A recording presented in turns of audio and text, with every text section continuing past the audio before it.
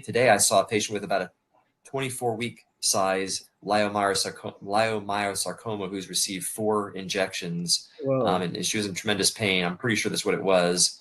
And then I had one of those quote unquote turbo cancers about 8 months ago. I had a patient I had seen for the first time in November of 2021 just for some perimenopausal bleeding problems, just where there's some erratic bleeding as the hormone levels start to decline. Totally normal exam. She came in 9 months later in August of 2022 with some vague abdominal complaints of discomfort, distension, bloating. And when she laid down on the table, she's 46, 47 years old, nice, thin, healthy lady.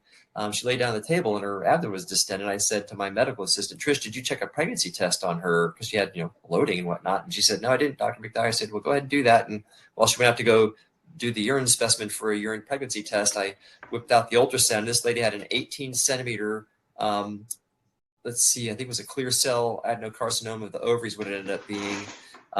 That was 18 centimeters. It was excised 1 month later by the GYN oncologist. It was 24 centimeters at that point in time. That's a 25% growth in 4 weeks. Very atypical. She was triple injected. So I've seen that. And then another thing I've been seeing in labor delivery, not just me, the nurses have made multiple comments to me about the rate of postpartum hemorrhages. Now, those have been going up slowly over the past decade or so, probably due to the obese population increases. But there's been something happening since the release of the vaccine. I mean, I can't say for sure that's what it is. There's a lot of anecdotal evidence to support that statement.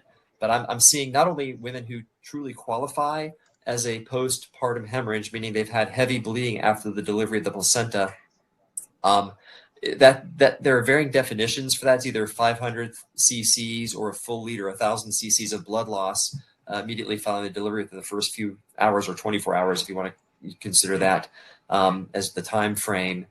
So I've seen a lot more of that. And then I've also seen patients that don't technically qualify by that definition, where what happens when the baby is delivered and then the placenta is delivered, in